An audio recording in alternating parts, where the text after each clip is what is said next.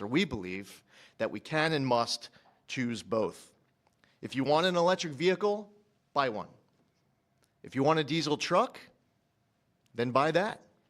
If you want a gas-powered vehicle or a hybrid, well, more power to you. That's what freedom and choice look like. We're restoring the rule of law, we're grounding policy in reality, we're giving power back to the American people. And we're bringing back the American dream stronger than ever before. EPA will never waver on its core mission of protecting human health and the environment, and this administration knows we can do that while ushering in the golden age of America.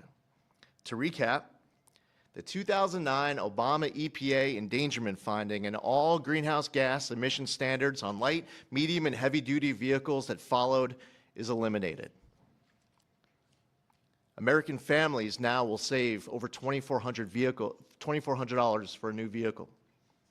Today, the single largest act of deregulation in the history of the United States, over $1.3 trillion, the elimination of the endangerment finding is signed, sealed, and delivered. Thank you, Lee. That was long, but good. It was good. Maybe I should say great. It was great, and we appreciate it. Would you have anything to say, Russ? Please.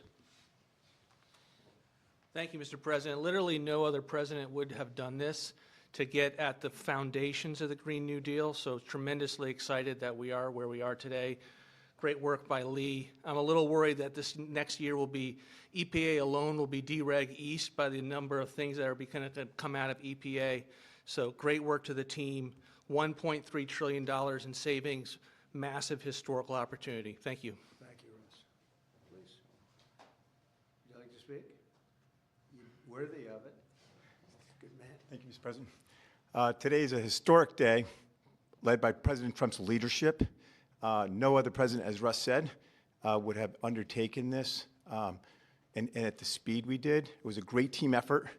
This is the model of the Trump administration, everyone working together, mission aligned.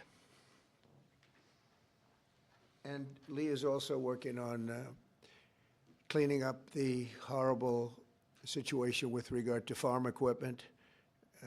You could use John Deere as an example and other companies where tractors are unbelievably expensive and don't work as well because of all of the environmental nonsense that was put on them.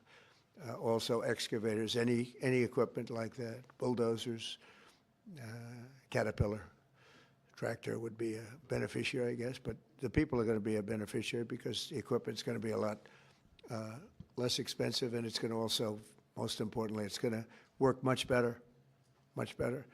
So we're working on that immediately as we speak. And we'll probably make it so that any of that equipment built in the United States will not have to go through this. If it's built outside, I think we'll probably leave the standard the same.